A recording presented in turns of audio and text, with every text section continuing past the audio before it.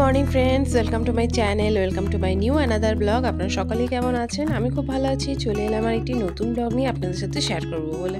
এখন 8টা বাজতে চলছে আর নীল এখানে রেডি হয়ে গেছে। আমাদের ব্রেকফাস্টও হয়ে গেছে আর ব্রেকফাস্টের সময় কোনো ভিডিও করিনি, সেজন্য ফটোটা শেয়ার করলাম আপনাদের সাথে। তো নীলের আজকে ডিউটি যেতে একদমই ইচ্ছে করছিল না, তাকে আমি খোঁচাচ্ছিলাম খুব করে যে ডিউটি যেতে ইচ্ছে করছে না, তাও রেডি হচ্ছে, কিন্তু কি করবে, যেতে তো হবে, ছুটি তো নেই। তো যাই হোক, নীল রেডি হচ্ছে এখানে আর আমি এখানে শুয়ে শুয়ে ল্যাদ খাচ্ছি। আজকে যেন আমাকে কাজকর্ম কিছুই করতে ইচ্ছে করছে না। তো নীল যাওয়ার পরে আমি উঠে সব কাজ করবো।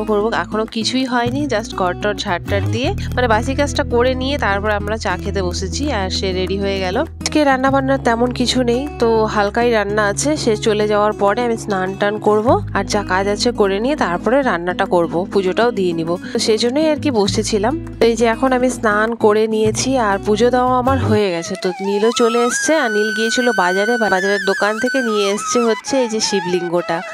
আজকে জানেন তো খুব একটা ভালো দিন, আর আজকে যে নীল শিবলিঙ্গটা নিয়ে আসবে বলে এটা আমিও জানতাম না। হচ্ছে চতুর্দশী, আর চতুর্দশীর দিনই ভোলেনাথ আমাদের বাড়িতে এসছেন।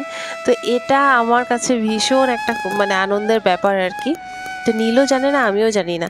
শিবলিঙ্গটা আনার পরে তারপরে আমি আবার পুজো করে নিয়েছিলাম আর নীল নিয়ে এসেছিল লাড্ডু, সেটা আবার ভোগ দিয়েছিলাম। আর আমি নীলকে বলেছিলাম যে শ্রাবণ মাস যেহেতু চলে আসছে আর আমি পুজো করব, আমাকে তো একটা ঠাকুর লাগবেই। আর সামনে আশেপাশে কোথাও মন্দিরও নেই, দূরে একটা মন্দির আছে যেখানে নীল আমাকে নিয়েও যেতে পারবে না, সেজন্যই আর কি ঠাকুর আনতে বলেছিলাম। আর এই যে নীল বাজার থেকে নিয়ে এসছে বেগুনের চারা। আমাদের পেছনে একটু জায়গা আছে, সেখানে আর কি এই চারাগুলো লাগানো হবে।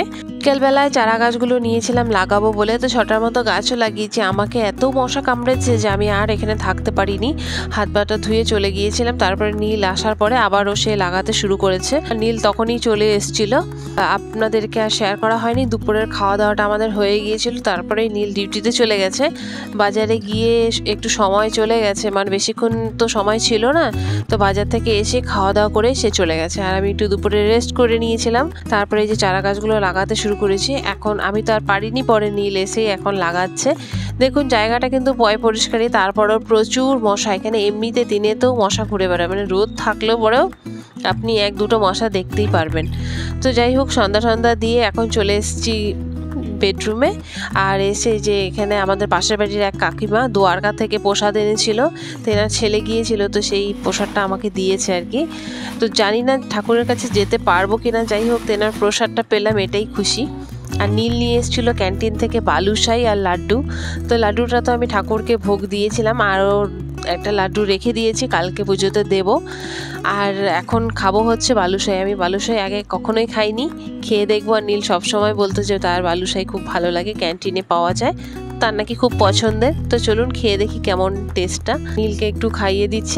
আজকে সন্ধ্যাবেলায় কিছুই বানাইনি, শুধু এটাই খাবো। আর নীল তাড়াতাড়ি খাওয়া দাওয়া করে চলে যাবে, সেজন্য আমিও খেয়ে নিব, ডিনার করে নিব আর কি, সেজন্যই কিছু বানাইনি। তো চলুন আজকের মতো ব্লগটি আমি এখানেই শেষ করছি। ছোট করে একটি ব্লগ শেয়ার করলাম, ভালো লাগলে পরে লাইক শেয়ার কমেন্ট করবেন। সকলেই ভালো থাকবেন, সুস্থ থাকবেন। চলে আসবো একটি নতুন ব্লগ নিয়ে। আজকের মতো বাই বাই।